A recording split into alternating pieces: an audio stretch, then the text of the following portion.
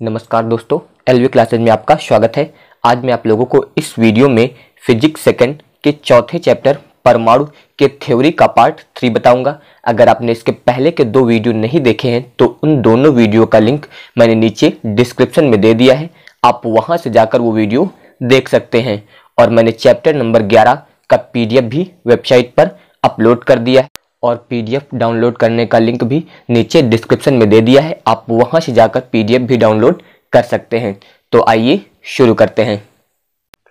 तो आज इसमें टॉपिक है उत्तेजन विभव, यानी कि उत्तेजन विभव क्या होता है। तो ध्यान दीजिए, इसमें दिया गया है कि वह न्यूनतम त्वरक विभव जिस पर कोई इलेक्ट्रॉन किसी परमाणु से टकराकर उसे उत्तेजित कर देता है। यानी कि इसमें यह बताया गया है कि वह न्यूनतम त्वरक विभव जिस पर कोई इलेक्ट्रॉन जो है वो किसी परमाणु से टकराकर उसे उत्तेजित कर देता है। उत्तेजित करने से यहाँ पर तात्पर्य यह है कि इलेक्ट्रॉन जो है, यानी कि बताया गया कि वह न्यूनतम त्वरक विभव जिस पर कोई इलेक्ट्रॉन, तो इलेक्ट्रॉन जो है जब परमाणु से टकराता है तो टकराने का मतलब यहाँ पर कि वो परमाणु को इतनी ऊर्जा दे सके कि उसका इलेक्ट्रॉन, यानी कि जिस परमाणु से वो टकरा रहा था उसका इलेक्ट्रॉन जो है वो निम्नतम ऊर्जा स्तर से किसी उच्च ऊर्जा स्तर में पहुंच जाए। तो इसी को बताया गया है उत्तेजित कर देता है। तो वही इसमें बताया गया कि वह न्यूनतम त्वरक विभव जिस पर कोई इलेक्ट्रॉन किसी परमाणु से टकराकर उसे उत्तेजित कर देता है, यानी कि परमाणु से टकराकर उसके इलेक्ट्रॉन को निम्नतम ऊर्जा स्तर से किसी उच्च ऊर्जा स्तर तक पहुंचा देता है। तो वह न्यूनतम त्वरक विभव जो है उत्तेजन विभव कहलाता है। उदाहरण के लिए दिया गया इसमें कि हाइड्रोजन परमाणु का पहला, दूसरा तथा तीसरा उत्तेजन विभव, यानी कि हाइड्रोजन परमाणु के 3 उत्तेजन विभव होते हैं, जिसमें पहला होता है 10.2 वोल्ट, दूसरा होता है 12.09 वोल्ट और तीसरा होता है 12.75 वोल्ट। इसके अलावा दिया गया है पारे के लिए, तो पारे के प्रथम, द्वितीय और तृतीय उत्तेजन विभव जो है वो क्रमशः 4.86 वोल्ट, इसके अलावा 6.67 वोल्ट और तीसरा होता है 8.84 वोल्ट।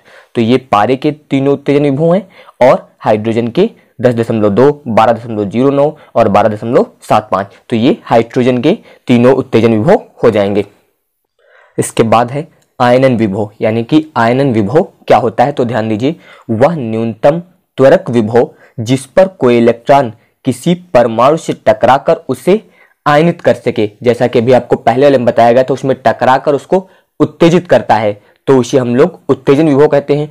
और इसमें टकराकर उसे आयनित कर सके, आयनित का मतलब उसे 2 आयनों में तोड़ सके, प्लस माइनस आयन में विभाजित कर सके, तो वही बताया गया कि टकराकर उसे आयनित कर सके, तो ऐसे विभव को आयनन विभव कहते हैं। यह हाइड्रोजन के लिए 13.6 वोल्ट तथा पारे के लिए 10.4 वोल्ट होता है। तो अब इसमें आप ध्यान दीजिए, यहाँ पर जो आयनन विभव का मान बताया गया है, यहाँ पर हाइड्रोजन के लिए 13.6 वोल्ट, यानी कि एक ही मान बताया गया हाइड्रोजन के लिए, और पारे के लिए एक मान बताया गया 10.4 वोल्ट। यानी कि परमाणुओं के लिए जो उत्तेजन विभव के मान होते हैं वो 1 या फिर 1 से अधिक हो सकते हैं, तथा आयनन विभव का मान जो होता है वो केवल 1 ही होता है। इसके बाद टॉपिक है संक्रमण में उत्सर्जित या अवशोषित विकिरण की तरंग दैर्ध्य। तो ये टॉपिक जो है आपको केवल न्यूमेरिकल के लिए आवश्यक है, यानी कि यहाँ से जो तरंग दैर्ध्य का सूत्र प्राप्त होगा इससे आपको न्यूमेरिकल हल करने में आसानी होगी। बाकी थ्योरी से इसका कोई संबंध नहीं, यानी कि ये पेपर में थ्योरी से रिलेटेड इससे क्वेश्चन नहीं आएंगे, केवल इसकी आवश्यकता आपको न्यूमेरिकल हल करने के समय होगी। तो ध्यान दीजिए, इसमें लिखा गया संक्रमण में उत्सर्जित या अवशोषित विकिरण की तरंग दैर्ध्य। तो पहले आप संक्रमण समझ लीजिए क्या होता है, तो फिर बताएं। तो अब ध्यान दीजिए, पहले आप संक्रमण क्या होता है, यानी कि संक्रमण किसे कहते हैं। तो ध्यान दीजिए, यहाँ पर ये 2 ऊर्जा स्तर बनाए गए हैं, इसको मान लेते हैं n बराबर 1 और इसको मान लेते हैं n बराबर 2। तो ये ऊर्जा स्तर है, ये प्रथम है और ये द्वितीय है। तो जब भी किसी परमाणु का इलेक्ट्रॉन जो है वो एक ऊर्जा स्तर से दूसरे ऊर्जा स्तर में प्रवेश करता है तो यह क्रिया, यानी कि यह घटना जो है संक्रमण कहलाती है। ध्यान दीजिए, n बराबर 1 यानी कि प्रथम ऊर्जा स्तर और n बराबर 2 यानी कि द्वितीय ऊर्जा स्तर। तो यहाँ पर 2 ऊर्जा स्तर बनाए गए हैं। तो इसमें आपको ये बताया गया कि जब किसी भी परमाणु का इलेक्ट्रॉन जो है वो एक ऊर्जा स्तर से दूसरे ऊर्जा स्तर में प्रवेश करता है तो यह घटना जो है संक्रमण कहलाती है। इसके अलावा संक्रमण जो होता है वो 2 प्रकार का होता है। तो अब दो प्रकार का जो संक्रमण होता है, एक होता है आपका उत्सर्जन संक्रमण, एक को बोलते हैं उत्सर्जन, और दूसरा होता है अवशोषण। एक उत्सर्जन संक्रमण और दूसरा होता है अवशोषण संक्रमण। तो दोनों में आप अंतर ध्यान दीजिए यहाँ पर। जैसे कि यहाँ पर ये ऊर्जा स्तर बनाए गए हैं, यहाँ पर ऊर्जा स्तर हो गए ये 3 और ये मान लेते हैं 4, और इसके अलावा एक और बना देते हैं ये 5। तो इसको हम मान लेते हैं n बराबर 1, n बराबर 2, n बराबर 3, n बराबर 4 और n बराबर 5। तो यहाँ पर ये 5 ऊर्जा स्तर तैयार किए गए हैं। तो इसमें ध्यान दीजिए, जब 5वें ऊर्जा स्तर से प्रथम ऊर्जा स्तर, या फिर चौथे से प्रथम में, या फिर तीसरे से प्रथम में, या फिर दूसरे से प्रथम में, इसके अलावा ध्यान दीजिए आप 5वें से दूसरे में, फिर चौथे से दूसरे में, तीसरे से दूसरे में, इसके अलावा आप 5वें से तीसरे में, फिर चौथे से तीसरे में, और फिर 5वें से चौथे में। तो ध्यान दीजिए यहाँ पर उच्च ऊर्जा स्तर से निम्न ऊर्जा स्तर में ले गया है। तो देखिए 5 से जब 1 में ले गए तब भी 5 बड़ा है 1 से, तो इसका मतलब उच्च से निम्न में गए। और जो यहाँ पर ये दूसरा दिखाया गया, ध्यान दीजिए 2 से 1 में गए तो 2 भी 1 से बड़ा है, इसका मतलब यहाँ भी जब 2 से 1 में जाएगा तो भी ये उच्च से निम्न में ही जाएगा। तो जब भी किसी परमाणु का इलेक्ट्रॉन जो है वो उच्च ऊर्जा स्तर से निम्न ऊर्जा स्तर में प्रवेश करता है, यानी कि उच्च से निम्न में प्रवेश करता है, तो फिर यह घटना जो है उत्सर्जन संक्रमण कहलाती है। ध्यान दीजिए उच्च से निम्न में, तो भी बताया गया जब 5 से प्रथम में जाएगा तब भी वो उच्च से निम्न हुआ, और 2 से प्रथम में जाएगा तब भी वो उच्च से निम्न हुआ। इसके अलावा दूसरा दिखाया गया यहाँ पर, ध्यान दीजिए जैसे 5 से दूसरे में प्रवेश किया तो 5 बड़ा है 2 छोटा है, तो इसका मतलब फिर यहाँ पर उच्च से निम्न हुआ। अगर ये चौथे से दूसरे में जाता है तब भी वो बड़ा है, तीसरे से दूसरे में जाता है तब भी वो उच्च से निम्न में ही गया। तो वही बताया गया है कि जब परमाणु का इलेक्ट्रॉन जो है वो उच्च ऊर्जा स्तर से निम्न में प्रवेश करेगा तो जो संक्रमण होता है उसे बोलते हैं उत्सर्जन संक्रमण। इसके अलावा आपका दूसरा होता है अवशोषण संक्रमण। इसमें भी ध्यान दीजिए, इसी प्रकार आप 5 रेखाएं बना सकते हैं। इसमें भी ये ऊर्जा स्तर हो गए आपके n बराबर 1, n बराबर 2, n बराबर 3, n बराबर 4 और n बराबर 5। तो अवशोषण संक्रमण में प्रथम ऊर्जा स्तर से आपका उच्च ऊर्जा स्तर में जाएगा, फिर प्रथम से चतुर्थ में, फिर प्रथम से तृतीय में, फिर प्रथम से द्वितीय में।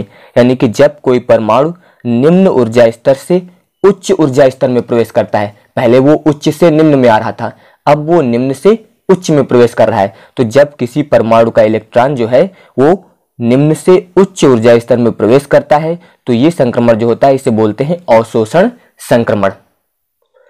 तो वही यहाँ बताया गया था कि संक्रमण में उत्सर्जित या अवशोषित, क्योंकि आपको 2 प्रकार के संक्रमण अभी बताए गए, एक उत्सर्जन संक्रमण और दूसरा अवशोषण। जैसे यहाँ पर ध्यान दीजिए इसमें 2 फिगर बनाए गए हैं N1 और N2, यानी कि ये प्रथम और ये द्वितीय। तो यहाँ पर प्रथम से द्वितीय में जा रहा है, यानी कि निम्न से उच्च में जा रहा है, तो ये अवशोषण संक्रमण है।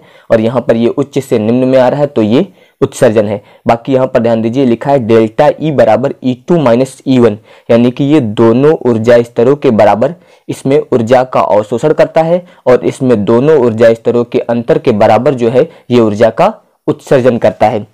तो अब ध्यान दीजिए एक सूत्र होता है, ध्यान दीजिए सूत्र होता है E बराबर माइनस जेड स्क्वायर RH और बटे N स्क्वायर। ये सूत्र होता है ऊर्जा का, E बराबर माइनस जेड स्क्वायर RH बटे N स्क्वायर। तो यहाँ पर हम लोग पहली कंडीशन इसमें लिखते हैं केस 1 ज्ञात करते हैं, और यहाँ पर हम लोग हाइड्रोजन परमाणु के लिए लेते हैं। तो यहाँ पर लिखा गया है हाइड्रोजन परमाणु के लिए। तो हाइड्रोजन परमाणु के लिए जो Z होता है यानी कि परमाणु क्रमांक इसका मान होता है 1। तो जब हम लोग इस सूत्र का प्रयोग करेंगे तो ध्यान दीजिए जब प्रथम ऊर्जा स्तर के लिए लिखेंगे यानी कि E1, तो E1 बराबर ये हो जाएगा माइनस RH और बट्टे में N की जगह पे हो जाएगा N1 स्क्वायर, यानी कि प्रथम ऊर्जा स्तर के लिए। तो ध्यान दीजिए जब प्रथम के लिए लिखा गया तो यहाँ पर E की जगह पे E1 और N की जगह पे N1 हो गया। बाकी Z का मान हाइड्रोजन के लिए 1 होता है, तो ये हो जाएगा फिर E1 बराबर माइनस RH बटे N1 स्क्वायर। इसको हम लोग मान लेंगे समीकरण नंबर 1। अब इसी प्रकार हम लोग द्वितीय ऊर्जा स्तर के लिए लिखेंगे यानी कि E2। तो जब E2 करेंगे तो यहाँ पर आएगा E2 बराबर माइनस RH बटे में हो जाएगा N2 स्क्वायर। तो अब हम लोग E2 बराबर लिखेंगे, तो ये हो जाएगा E2 बराबर माइनस RH बटे N2 स्क्वायर, इतना हो जाएगा। इसको मान लेंगे समीकरण नंबर 2, ये इतना हो जाएगा। और अभी आपको जो सूत्र बताया गया था डेल्टा E बराबर E2 माइनस E1, तो इसमें हम लोग E2 और E1 के मान रखेंगे। बाकी यहाँ पर ध्यान दीजिए आया डेल्टा E, और डेल्टा E बराबर होता है HC अपान लेमडा, ये डेल्टा E बराबर होता है। तो यहाँ पर डेल्टा E की जगह पे हम लोग ये मान रखेंगे, तो यहाँ पर हो जाएगा HC बट्टे लेमडा, इतना हो जाएगा। फिर बराबर E2 का मान ये दिया गया है, तो यहाँ पर हो जाएगा माइनस RH और बट्टे में हो जाएगा N2 स्क्वायर, ये इतना आएगा। इसके बाद माइनस यहाँ पर E1, तो E1 वाले में यहाँ पर N दिया गया था, तो ध्यान दीजिए इसका मान जब रखेंगे तो फिर माइनस E1 का मान भी माइनस में ही था, तो माइनस, ध्यान दीजिए एक बार आप E1 का मान, ये E1 का मान दिया गया था माइनस RH बटे N1 स्क्वायर, तो वही यहाँ पर रखेंगे, तो माइनस RH और बट्टे में हो जाएगा N1 स्क्वायर, तो ये इतना हो जाएगा। अब इसके बाद इसमें ध्यान दीजिए यहाँ पर ये हो जाएगा HC बट्टे लेमडा बराबर, बाकी इसमें आप ध्यान दीजिए इन दोनों में RH दोनों में दिया गया, पूरे में आप कॉमन ले सकते हैं RH, इतना हो जाएगा कॉमन। इसके बाद यहाँ पर ध्यान दीजिए ये बचेगा माइनस 1 बट्टे N2 स्क्वायर, यहाँ पर हो गया। इसके बाद फिर ये माइनस माइनस मिलके प्लस हो जाएगा 1 बट्टे N1 स्क्वायर, ये इतना हो जाएगा। तो अब इसमें HC से HC कैंसिल हो जाएगा, तो ये आएगा 1 बट्टे लेमडा बराबर, यहाँ पर हो जाएगा R, और यहाँ पर ध्यान दीजिए ये प्लस में है, तो इसको आप लिख दीजिए 1 बट्टे N1 स्क्वायर, फिर माइनस 1 बट्टे N2 स्क्वायर, तो ये इतना हो जाएगा। तो ये तरंग दैर्ध्य का सूत्र आ जाएगा। तो यहाँ पर R जो है वो रिडबर्ग नियतांक है, और इसका मान होता है R का 1.097 गुणे 10⁻7 मीटर इनवर्स, ये R रिडबर्ग नियतांक और ये इसका मान होता है। इसके बाद कंडीशन नंबर 2, इसी में फिर ध्यान दीजिए आप पुनः, यानी कि जो सूत्र प्रयोग किया था अभी हम लोगों ने डेल्टा E बराबर, इसमें था E2 माइनस E1, ये सूत्र अभी आपको बताया गया था।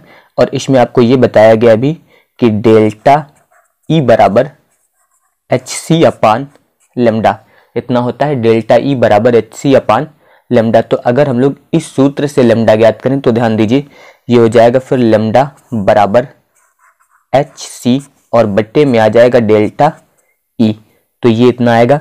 अब बाकी यहाँ पर HC जो है वो नियतांक है, अगर आप इन नियतांकों के मान रख देते हैं, यानी कि ये प्लांक नियतांक दिया गया है, तो ध्यान दीजिए अगर इनके आप मान रखते हैं तो ये हो जाएगा फिर लेमडा बराबर H का मान 6.6, वैसे तो 6.62 होता है, लेकिन आप 6.6 भी लिख सकते हैं, गुणे 10⁻−34 गुणे C प्रकाश की चाल 3 गुणे 10⁸, फिर बट्टे डेल्टा E, यहाँ पर E जो होगा वो जूल में होगा, E का मान इतना हो जाएगा। अब इसके बाद इसमें 3 से हम लोग गुणा करेंगे, तो फिर ये हो जाएगा लेमडा बराबर, जब 3 का गुणा करेंगे इसमें तो 3 छंग 18, फिर 3 छंग 18 और 1 आ जाएगा 19, इतना हो जाएगा, गुणे 10⁻34 से 8 घटाएंगे तो यहाँ पर हो जाएगा -26, ये इतना आएगा, बट्टे यहाँ पर डेल्टा E जो है वो जूल में है, तो इसको हम लोग इलेक्ट्रॉन वोल्ट में बदलने के लिए 1.6 गुणे 10⁻−19 से भाग करेंगे, तो डेल्टा E जो है वो बदल जाएगा इलेक्ट्रॉन वोल्ट में, तो ये इतना हो जाएगा।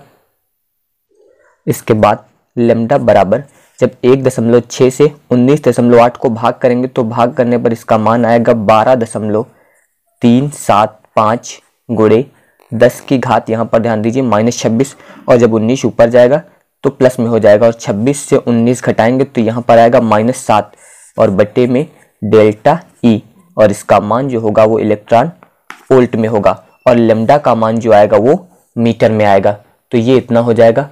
अब इसके बाद इसको हम लोग मानक रूप में, यानी कि जब इसको शुद्ध कर दें अगर, तो लेमडा बराबर ध्यान दीजिए 12 के बाद दशमलव दिया, दशमलव में 3 अंक दाईं ओर ले जा रहे हैं, तो 3, 7, 5 और गुणे 10⁻−10, तो दशमलव में -3 और बढ़ जाएगा क्योंकि 3 अंक ले गए आप दाईं तरफ, इतना हो गया, तो यहाँ पर हो गया -10 बट्टे डेल्टा ई, इसका मान इलेक्ट्रॉन वोल्ट में और तरंग दैर्ध्य मीटर में, तो ये इतना हो जाएगा। इसके अलावा आप इसको चाहे तो ऐसे भी लिख सकते हैं, फिर लैम्डा बराबर 1 2 3 7 5 इतना हो जाएगा बट्टे डेल्टा ई। ई का मान यहाँ पर जो होगा वो इलेक्ट्रॉन वोल्ट में होगा और तरंग दैर्ध्य जो आएगी फिर एंगस्ट्रॉम में आ जाएगी, क्योंकि 10 की घात -10 को आप एंगस्ट्रॉम में बदल सकते हैं। तो लैम्डा का मान आ गया फिर 1 2 3 7 5 और बट्टे डेल्टा ई, इसका मान इलेक्ट्रॉन वोल्ट में रखा जाएगा और जो तरंग दैर्ध्य प्राप्त होगी वो एंगस्ट्रॉम में प्राप्त होगी। तो वीडियो देखने के लिए धन्यवाद। अगर वीडियो पसंद आए तो वीडियो को लाइक और शेयर जरूर करिएगा।